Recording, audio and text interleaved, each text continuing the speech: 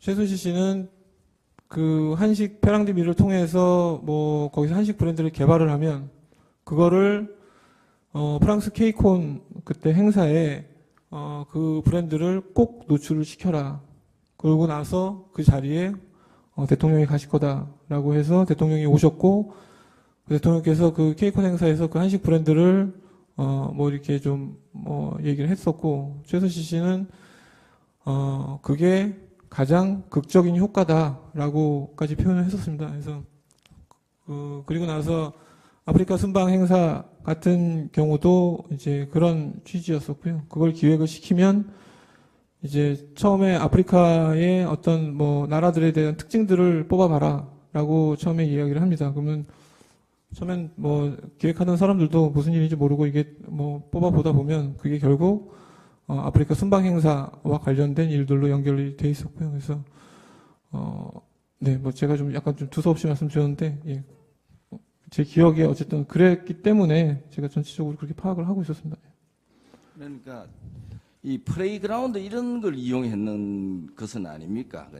플레이그라운드도 이용을 이제 연결을 시켜서 거기서 실제 나중에 사업의 주체가 되게 하려고는 했었죠. 근데 이제 진행되지 않았다라는 걸 말씀드리는 겁니다. 네, 알겠습니다. 네. 주신문사항, 정부인 측 신문사항 116항과 119항에 대한 반대 신문이 필요했어요. 서석구 변호사입니다. 증인 주신문 116항, 119항 거퍼 증인께서 최순실이가 대통령의 버금가는 막강한 권력이 있는 것처럼 이렇게 생각한다고 얘기하셨는데, 네. 그런데 실제로 최순실이가 추천해달라고 해가지고 증인께서 최순실에게 통해가지고 추천했는 윤정섭 한국문화예술종합학교 연구원장 네. 추천했다가 탈락됐죠. 네.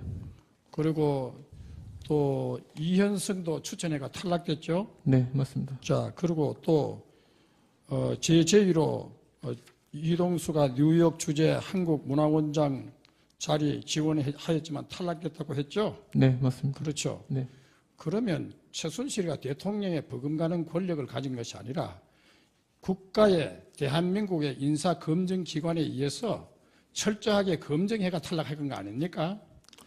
그래서 그런 것이지 최순실이가 막강한 대통령과 버금가는 권력을 가졌다면 당연히 임명됐을 거 아닙니까?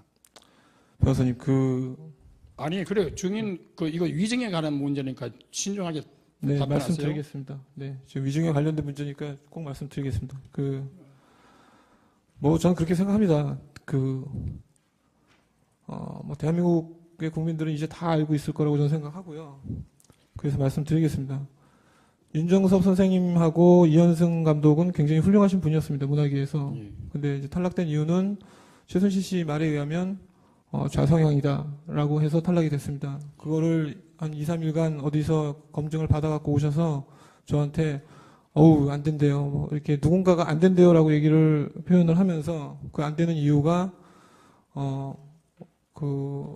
좌성향이라는 표현을 했습니다. 그래서 사실 이제 문화계에서 그 정도 활동하신 분들 중에 사실 진보적 성향을 안 가지신 분들이 거의 없거든요. 그래서 제가 그러면 이제 저도 사실 추천드리기 뭐합니다라고 이제 그래서 꽤 한동안을 추천을 못 드렸었고 그러다가 이제 저희 선생님을 그분은 뭐 그런 정치적 성향이나 이런 거를 갖고 계신 분이 아니었기 때문에 그분 네, 그거는 그러면 이 정도로 묻겠습니다. 그리고 아까 증인께서 11월 8일 중국에서 도착해가지고 인천공항에서 체포됐다고 그랬잖아요. 네, 그렇습니다. 그래가지고 1회 증인의 조서를 보니까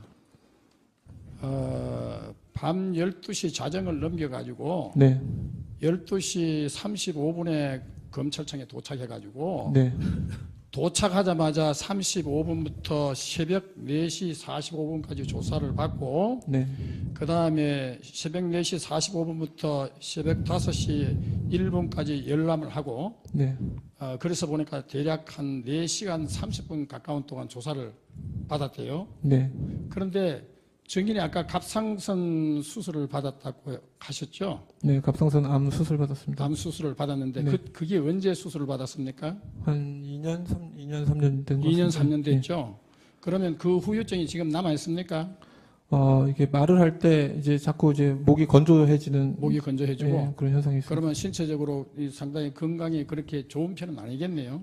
뭐 많이 지금 나아지고 있습니다. 네, 많이 나아지고 있고 예. 지금도 약을 복용하고 있습니까? 네 그렇습니다. 예, 그렇죠. 그런데 증인께서 5시 1분까지 열람을 마치고 나서 그 다음에 증인께서 2회 피의자 신문 조서 받은 시간을 보니까 같은 날 아침 10시 10분에 검찰청에 도착한 걸로 되어 있던데 네, 그러면 5시 1분부터 10시 10분까지 증인은 어디 계셨습니까?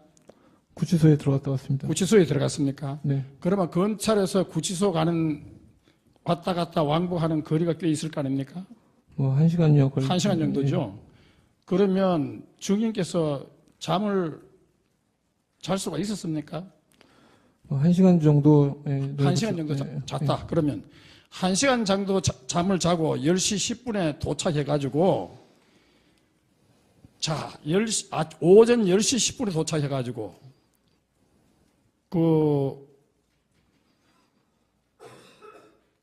얼마나 조사받았습니까? 그날 또 자정을 넘겼습니까?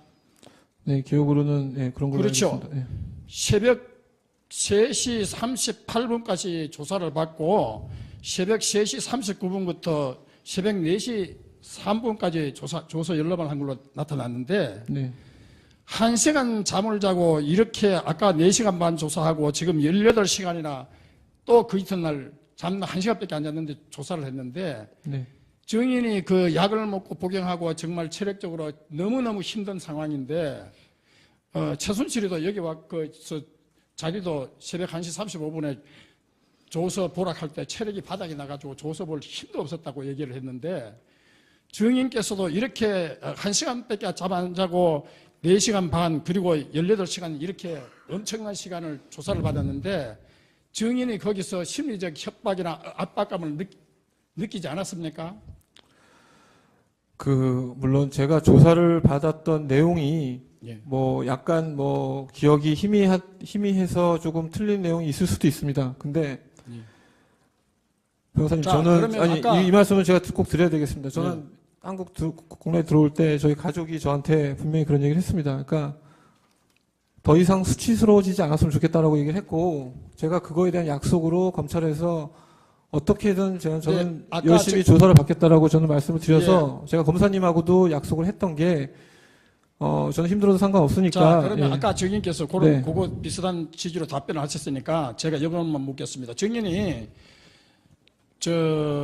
신문 조서를 보니까 자, 3734쪽 보면 언론 보도에 의하면 또 4905쪽에 보면 언론 보도 내용을 보면 4906쪽 언론 보도 내용처럼 4911쪽 보면 언론 기사 내용을 보면 4912쪽 언론 기사를 보면 요거는 비근한 사례를 들었습니다. 네. 증인이 하도 조서를 많이 받았기 때문에 제가 그냥 이 비근한 사례를 들었는데 결국은 검찰에서 조사받을 때도 이해 피의자 신문 조서부터 언론 보도부터 먼저 제시했습니다. 네. 그리고 뭐 그 중간중간 언론 보도를 많이 제시했는데 네. 제가 말하고 싶은 것은 증인이 중국에서 귀국했기 때문에 예. 지금 국내 상황을 잘 모르고 있었을 거 아닙니까? 예. 그렇죠. 그리고 언론 보도 내용을 보고 이래 물으니까 증인께서 네, 맞습니다.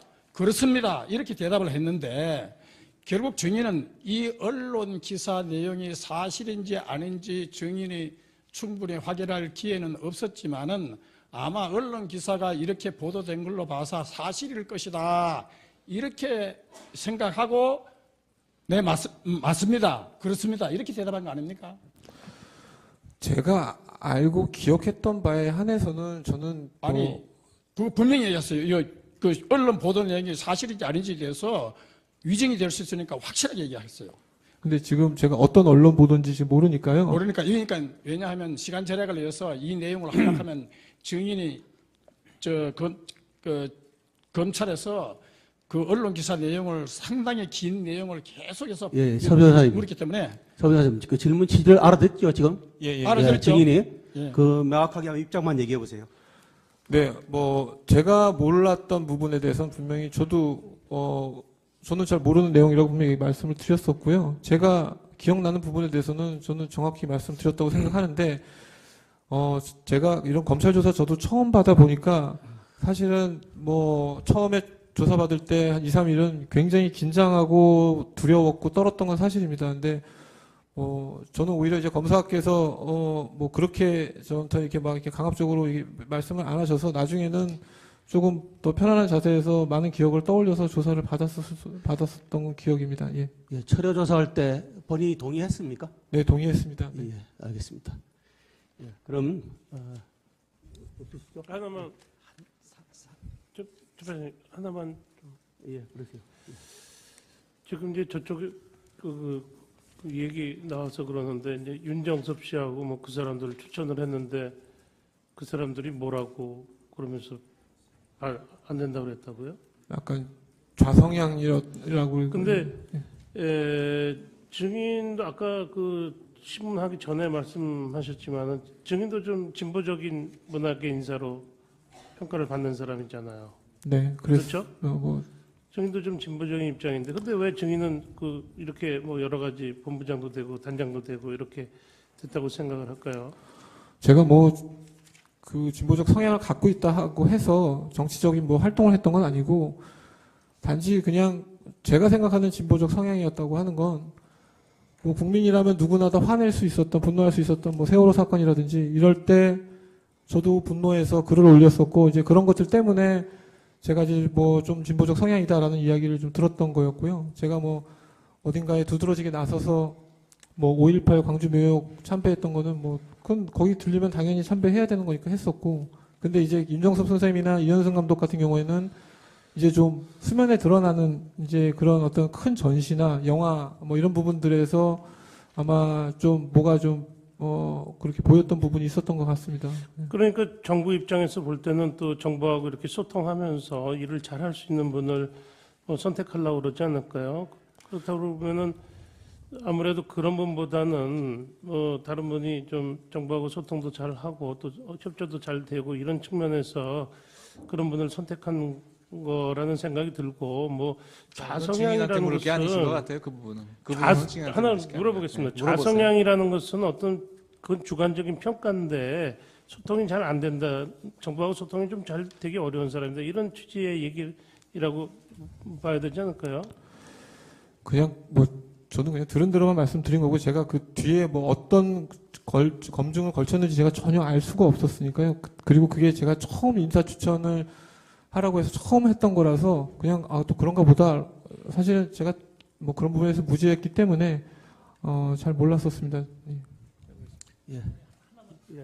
사실 이제 됐어요. 그만하세요. 이제 됐습니다.